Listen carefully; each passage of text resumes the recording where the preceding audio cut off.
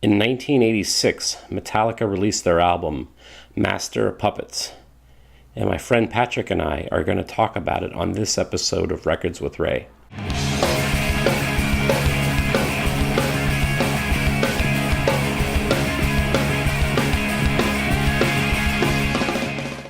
Master of Puppets came out in 1986, which I consider to be the best year for thrash music. Yeah. In 1986, Metallica released Master of Puppets. Among the Living came out from Anthrax. Peace Cells came out from Megadeth, and Slayer released Rain and Blood. Unbelievable. Yeah. I was 15 years old at the time. And I remember, again, already being a fan of Metallica with Ride the Lightning and Kill 'Em All. I was excited to hear the new Metallica album come out. And the thing about Ride the Lightning is what makes that album is the production. It's just so in your face. It's so guitar. But the songs, the writing itself, like those songs are like relatively, they're not that complicated. Same thing with like Kill 'Em All. Let's just say this: I can play the songs. Okay, and then they release the first song, Battery. Starts with that acoustic, like a classical guitar. It's just kind of like, what is this? It's cool. And then it comes in, and then it kicks in that, and you know, done, and it's just, it's ridiculous. I still can't play Battery, and I still can't play Master of Puppets. James Hetfield's the down picking king. And there's only one way to play the song Master of Puppets, and that's all with downstrokes. Mm-hmm. I can't do it. I can do it, but it's going to be a lot slower. And I couldn't play it back then. I still can't play it now. This is, in my opinion, Metallica's most technical album. Just in the fact that, like even the riffs are, like, oddly timed. You ever try to put, like, even Damage Incorporated is my favorite Metallica song. And that's a tough one to play. I still can't play any of them. They set the gold standard for me with this album. This is my favorite Metallica album. But why is it your favorite? So many reasons.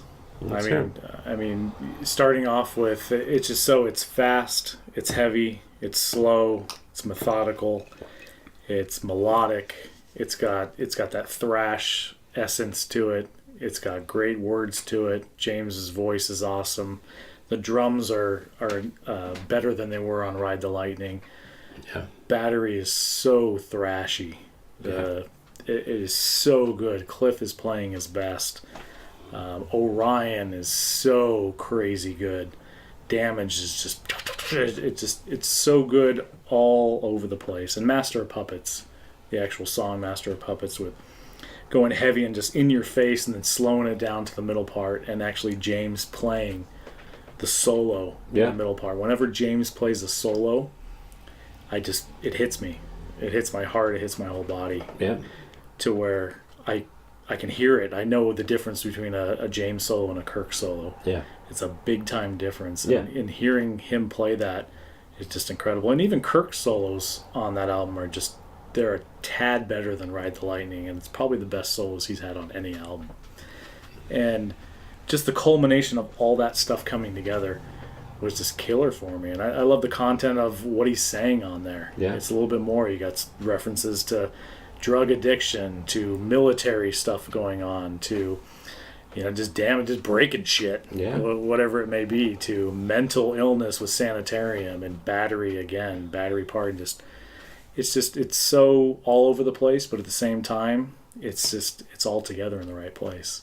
I honestly, from what I understand at this point in time, Metallica went out on tour with Ozzy, and they were the opening band, and Ozzy's huge, of course. Right. But supposedly, like, as they toured and the album was going on, it just got big. They got bigger and bigger and bigger and bigger and snowballed. Right. Talk about a band firing on all cylinders. All the members are in top form. And I think Metallica was getting big, and then this was going to set them next. I mean, I think that's when they became Metallica, so to speak. Right. Was that album? But sadly, Cliff Burton died. Yeah. In the bus accident. September 26, 1986. Or 27th, one of those days. I tell you what, I mean, there's like rock and roll tragedies, like Buddy Holly, and dying in the plane crash so young. But I mean, like with Cliff Burton, it's like here's Metallica, releasing their best album, and even their best album to date. Correct. They're right there on the verge of becoming megastars. Mm-hmm. And then tragedy. Cliff's life gets taken away Yeah. from him. That hit me. That hit everyone I knew that was into Metallica. It hit you like a gut punch. Mm-hmm. And it's hard to listen to Orion. Does it? Yeah. And I didn't even know it at the time. I wasn't into Metallica at the time. I was a little younger. And so going back and listening to it, do you think it was a better album, or it's your favorite album because you knew Cliff died after making that? Does that make it any better for you, or is it just still, it's the music, the vocals, everything is just on point and together? No, I mean it's those songs speak for themselves. Battery still to this day, it hits me when that first riff kicks in and that song just bursts into action. You're like, this is incredible. It's still incredible. Incredible. I don't really think the Cliff Burton's death affects my opinion of that album. As a metalhead, 1986 was like a really, really special year. Yeah. It's kind of like an analogy for life, where it's like, God, I don't want to use a Cinderella song. Don't know what you got till it's gone. Yeah. But it's one of those things where, like, you have a certain situation and you just accept it as like, yeah, of course. Yeah. All these bands put out all these great albums. You're like, well, yeah, this is how this goes. Right. And you don't realize that, like, this is a special time that's never going to happen again. No. And because it isn't like, I mean, all those bands went on to make different albums as time went on, with varying degrees of, well, how good they are and stuff like that. But as a teenager, as a headbanger in the 80s, that was the year.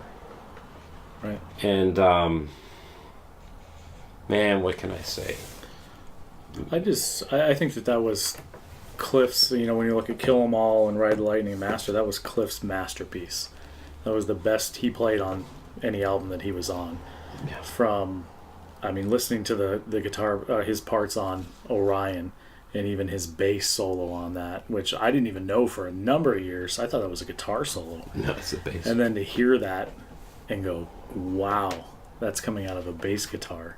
The guy was so talented, and to hear that whole song come together. And soulful. And it doesn't need words. It's almost, it has its own words with the music. You could put that, you could have no other song on that album, and it would be an unbelievable album with just Orion. But you're putting it next to a Master and a Battery that's just crazy, and a Thing That Should Not Be, which kind of gets lost in the shuffle there. But that is probably the heaviest song they've ever made. I think, I'll never forget, like, the second side of Master of Puppets. Well, again, talking because of we're old. albums and tapes and stuff like that. But it's like, it starts off with Disposable Heroes. Beautiful, great song. I'm a big fan of Open Leper. String. Yeah. I'm a big fan of Leper Messiah. Yeah. That's an underrated song. And I'm pretty sure at the very, very end of the song, he says Hosehead. Hosehead? Yeah. I haven't noticed that. You're going to have to listen to it. I think that's what he's saying. And then you have these two good full-on metal kind of songs, right?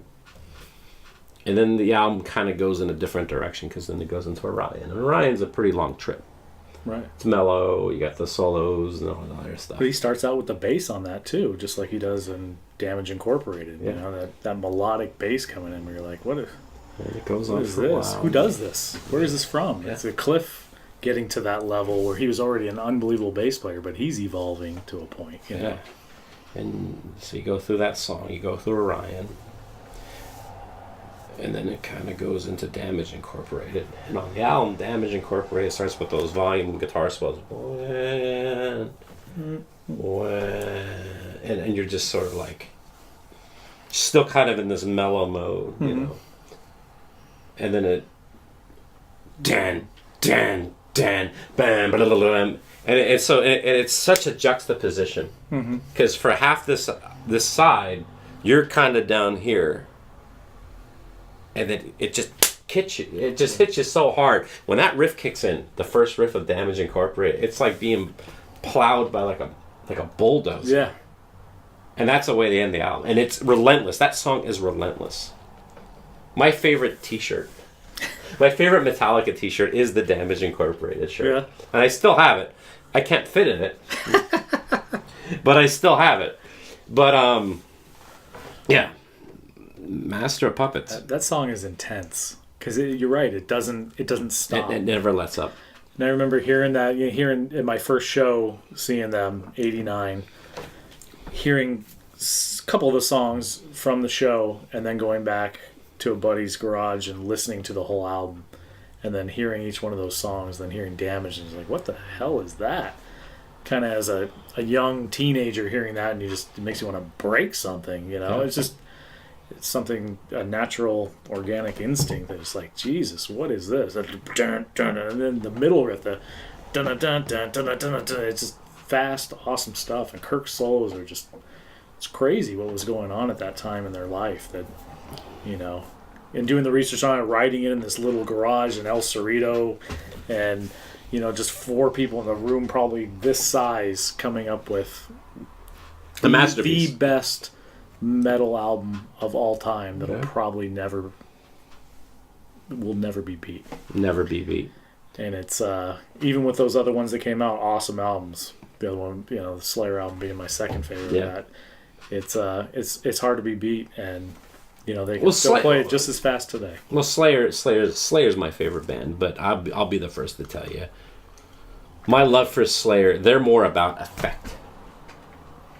We're just going to take this idea and ram it down your throat. Mm-hmm. But I can't deny the musicianship of Metallica. And their musicianship on Master of Puppets is at its peak.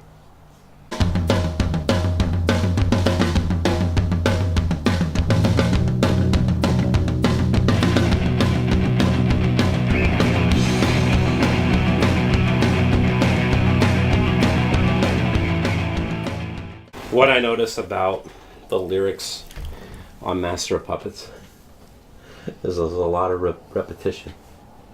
Master! Master! Battery! Battery! Battery! Battery!